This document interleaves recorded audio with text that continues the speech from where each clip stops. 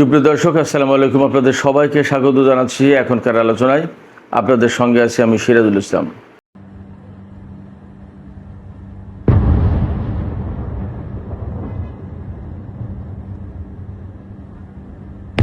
দর্শক, আমেরিকা এবং ইরানের মধ্যে বলা যায় যে পূর্ণমাত্রায় যুদ্ধ শুরু হয়েছে।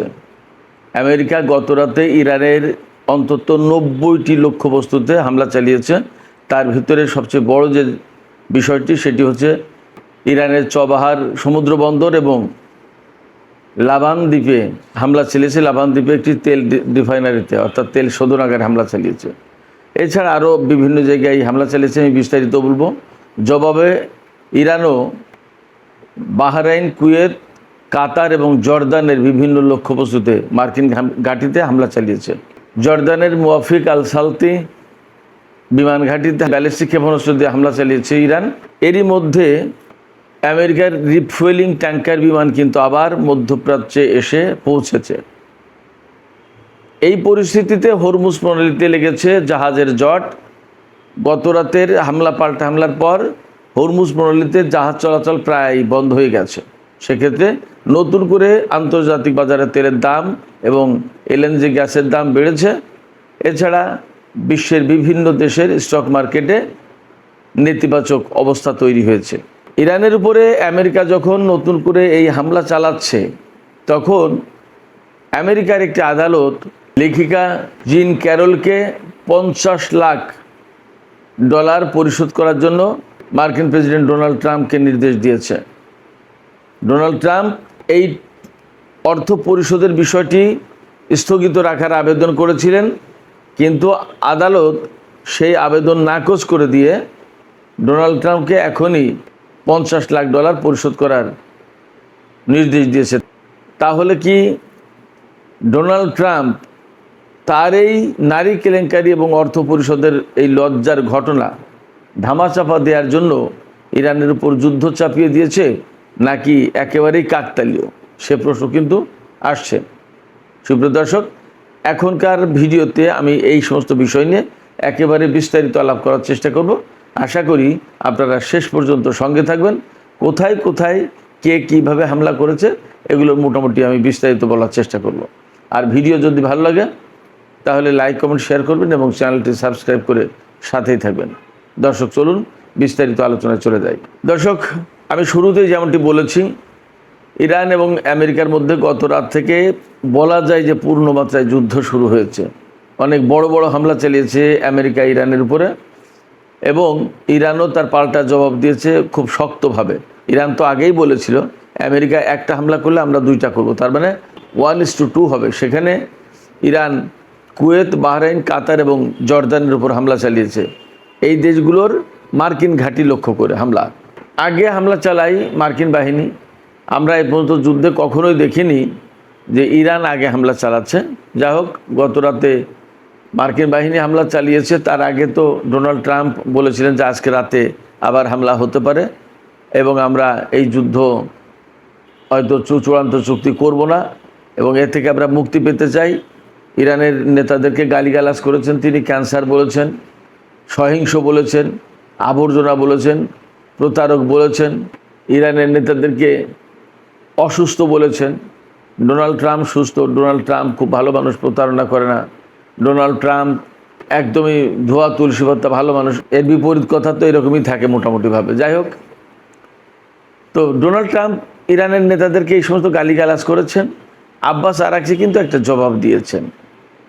ইরানের পররাষ্ট্রমন্ত্রী আব্বাস আরাকচি তিনি বলেছেন যে আমরা ডোনাল্ড ট্রাম্পের এই গালিগালাজ, এই অশ্রাব্য অশালীন কথা দিয়ে তাকে জবাব দেব না, আমরা জবাব দেবো আমরা কাজ দিয়ে।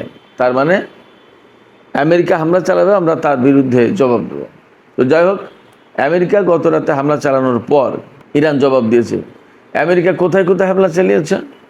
আমেরিকা প্রধানত হামলা চালিয়েছে ইরানের দক্ষিণ অঞ্চল জুড়ে, অর্থাৎ পারস্য উপকূল তার আশপাশের এলাকা জুড়ে। যেমন আপনারা সবাই মনে হয় জানেন চবাহার সমুদ্র বন্দরের কথা। এই বন্দরটা একসময় ইরান এবং ইন্ডিয়া মিলে করেছিল। ইন্ডিয়ার একটা ইনভেস্টমেন্ট, সম্ভবত $100 কোটি এখানে বিনিয়োগ ছিল। পরবর্তীতে ইন্ডিয়া সম্ভবত এই চবাহার বন্দর থেকে বেরিয়ে গেছে, এখন আর তারা নেই ইরানের সাথে। যাই হোক, তো এই চবাহার বন্দরের উপর হামলা চালিয়েছে। চবাহার বন্দরের উপর হামলা চালানোর কি মানে থাকতে পারে? এখান থেকে তো জাহাজ চলাচল, কন্ট্রোল এগুলো করা হয়, বা বিভিন্ন দেশের জাহাজ ভেড়ে জাহাজ ছেড়ে যায়, জেটি, বন্দর। তাইলে এখানে হামলা চালানো এটা কি সামরিক লক্ষ্যবস্তু হতে পারে? এরপরে লাবান দ্বীপ, ইরানের একটা লাবান দ্বীপ আছে। এই লাবান দ্বীপটা হচ্ছে হরমুজ প্রণালী থেকে পশ্চিম দিকে গেলে, কেশম দ্বীপ আছে, তার থেকেও আর একটু পশ্চিমে গেলে এই লাবান দ্বীপ। লাবান দ্বীপের একটি তেল শোধনাগারে হামলা চালিয়েছে। খেয়াল করুন, তেল শোধনাগার। ইরানের গোলেস্তান প্রদেশের উত্তরাঞ্চলে, গোলেস্তান প্রদেশ, গিলান গোলেস্তান, এই গোলেস্তান প্রদেশের একটি রেলওয়ে ব্রিজে হামলা চালিয়েছে, ধ্বংস করেছে ব্রিজটা।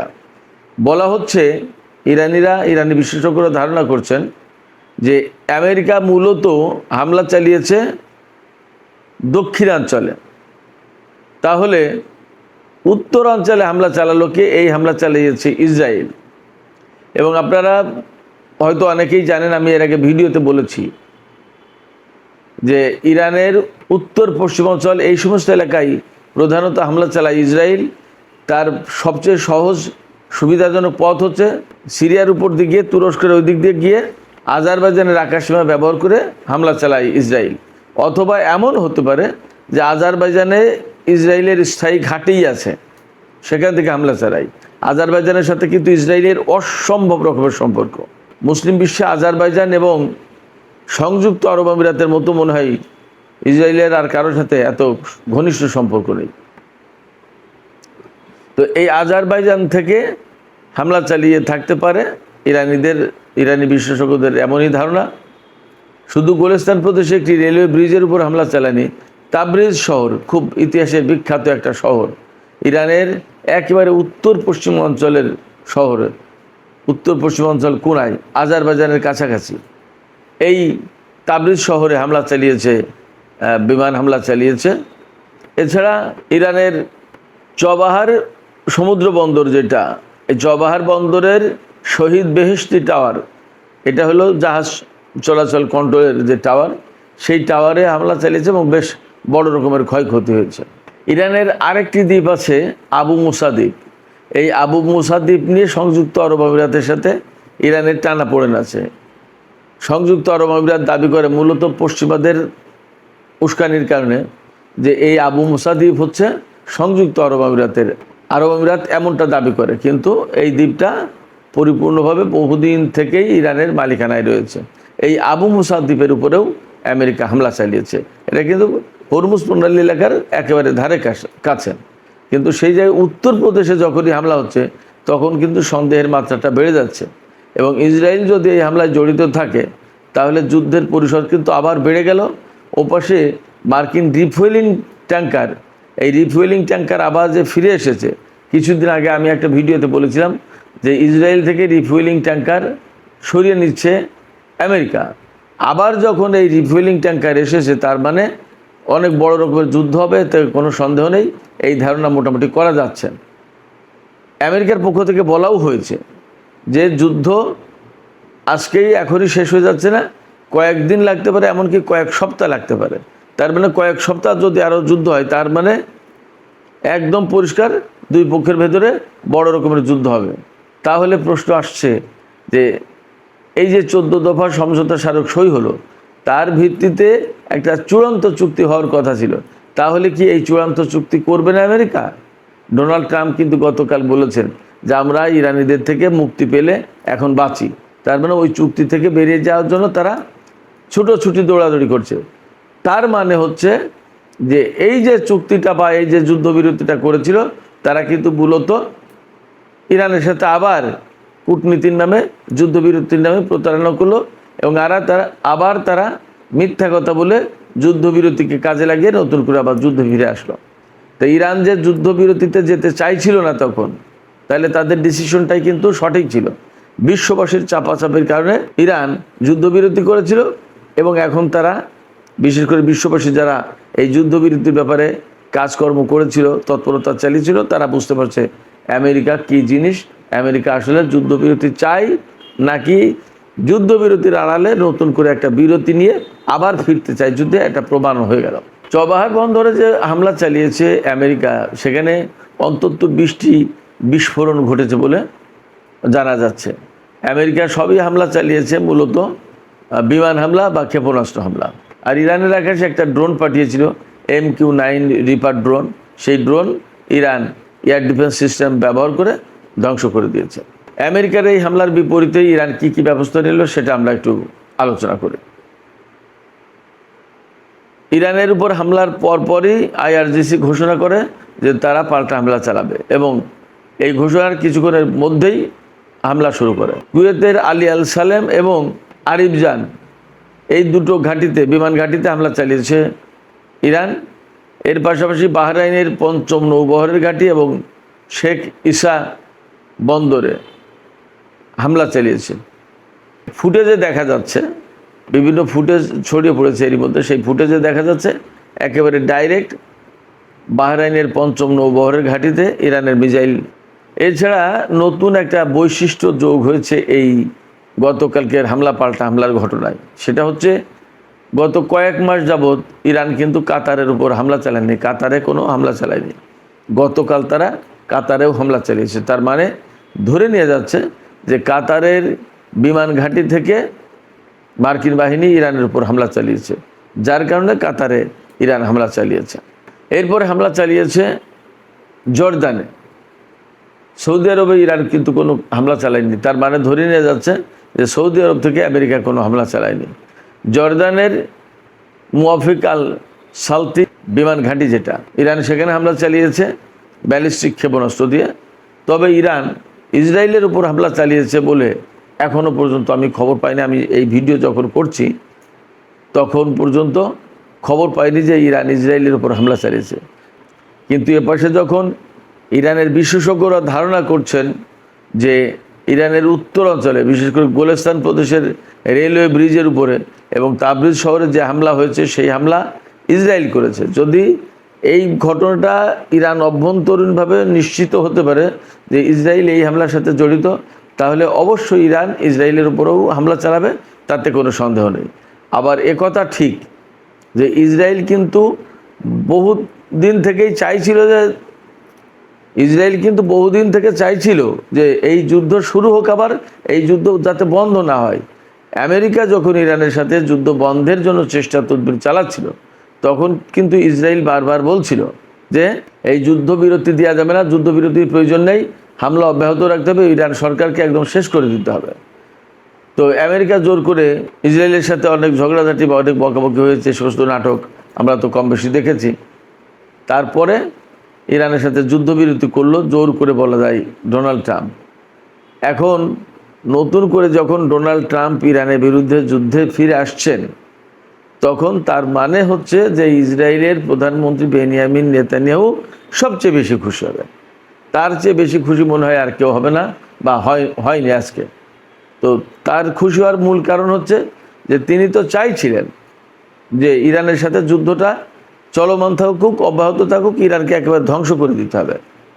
তো সেই ধ্বংসের কাজে যখন আবার ডোনাল্ড ট্রাম্প ফিরে এসেছেন, তখন নেতানিয়াহু খুশি হবেন এবং নেতানিয়াহু অবশ্যই কোমর বেঁধে ইরানের বিরুদ্ধে যুদ্ধ শুরু করবেন, এটা স্বাভাবিক। তিনি কিন্তু বলেছেন যে যুদ্ধ আবার শুরু করতে হবে। তো যখন শুরু করতে হবে তিনি বলছেন, তাহলে নতুন করে ইসরায়েল, আমেরিকা এবং ইরান এই ত্রিমুখী লড়াইটা হবে। ত্রিমুখী লড়াই বলতে ইসরায়েল এবং আমেরিকা এক পক্ষে আর ইরান আর এক পক্ষে। এই লড়াইটা আবার প্রচণ্ড রকমের হবে, এতে মোটামুটি যথেষ্ট সম্ভাবনা রয়েছে, আশঙ্কা রয়েছে। এখন আজকেই কিন্তু ইরানের সর্বোচ্চ নেতার দাফন অনুষ্ঠান। এরই মধ্যে ইরাকের নাজাব এবং কারবালায় জানাজা শেষে ইরানের মাশাদ শহরে আনা হয়েছে সর্বোচ্চ নেতার কফিন। সেখানে চূড়ান্তভাবে একদম শেষ জানাজা হবে, শোক, সম্মান, শ্রদ্ধা সব কিছু জানার হবে। তারপরে আজকেই তার দাফন অনুষ্ঠান। অনেকে ধারণা করছেন যে তেহরানে যত মানুষ হয়েছিল তার চেয়ে বেশি মানুষ হতে পারে মাসাদের এই জানা যায়। মাসাদ কিন্তু ওনার নিজের শহর, নিজের জন্মস্থান। এছাড়া ইমাম রেজার মাজার যেহেতু সেখানে আছে, প্রতিদিন হাজার হাজার মানুষের ভিড় থাকে, আর এই জানাজায় তিল ধারণের ঠাঁই থাকবে না। তো সেই জায়গায় আজকে আমার কাছে মনে হচ্ছে যে এই দাফন অনুষ্ঠান শেষ করার পরে ইরান পূর্ণ মাত্রায় যুদ্ধে জড়িয়ে যেতে পারে। আমেরিকা যদি অব্যাহত রাখে হামলা, তাহলে ইরান একেবারে পরিপূর্ণভাবে যুদ্ধ শুরু করে দিতে পারে।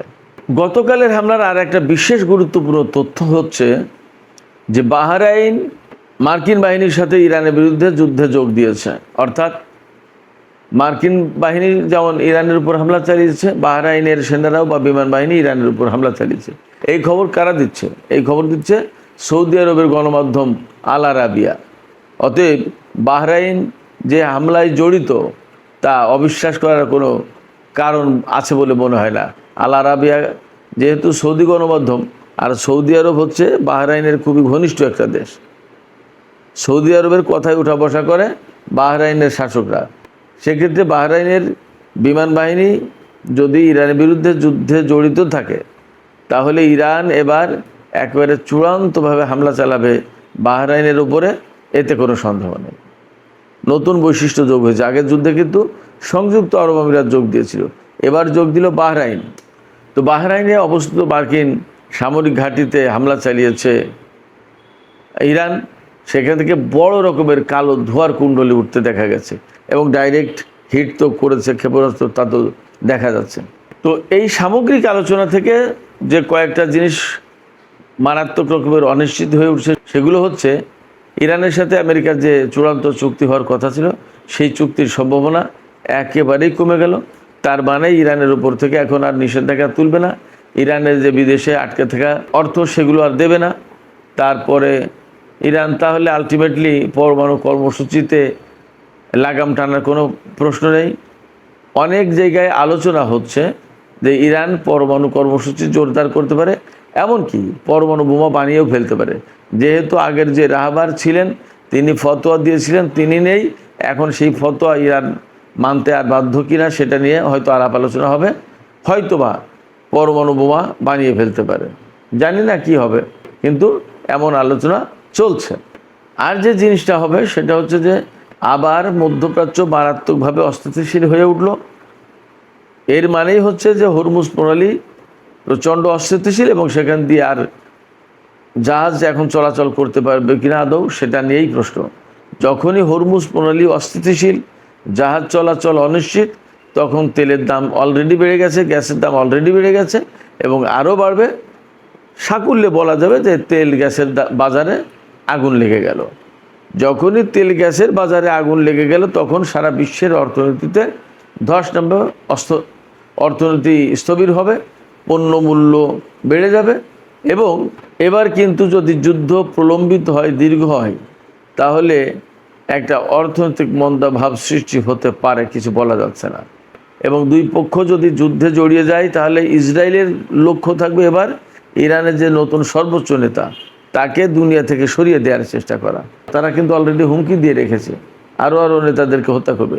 তাহলে ইরানের পক্ষ থেকে এবার আরও অনেক বেশি বড় মাত্রার যুদ্ধ করতে হবে বা করবে, এটাও তাদের ভাবতে হচ্ছে হয়তোবা। সেক্ষেত্রে যে পরিস্থিতি, তাতে মধ্যপ্রাচ্যে আরও আগের চেয়েও বড় যুদ্ধ দেখতে যাচ্ছি, এমন হলেও অবাক হওয়ার কিছু থাকবে না। সুপ্রিয় দর্শক, এখনকার আলোচনা এখানে শেষ করতে চাই। যাবার আগে আমি আপনাদের কাছে জানতে চাই যে আসলে আমেরিকা এবং ইসরায়েল যে ইরানের উপরে নতুন করে বড় যুদ্ধের একটা জোট পাকাচ্ছে বা পরিকল্পনা করছে, আসলে তাদের মূল উদ্দেশ্যটা কি? ইরানের নতুন সর্বোচ্চ নেতাকে, নতুন নেতৃত্বকে সরিয়ে দেয়া, নাকি আরও বড় চাপ সৃষ্টি করে ইরানকে আরও নতজানু করে অন্য কোনো চুক্তি সই করানো? আপনাদের মতামত কি সেটা জানিয়ে কমেন্টে লিখতে পারেন। আর ভিডিও ভালো লাগলে লাইক, কমেন্ট, শেয়ার করবেন এবং চ্যানেলটি সাবস্ক্রাইব করে সাথেই থাকবেন। দর্শক, এখনকার মতো এখানেই আজকের আলোচনা শেষ করছি। আপনারা সবাই অনেক অনেক ভালো থাকুন। আল্লাহ হাফেজ।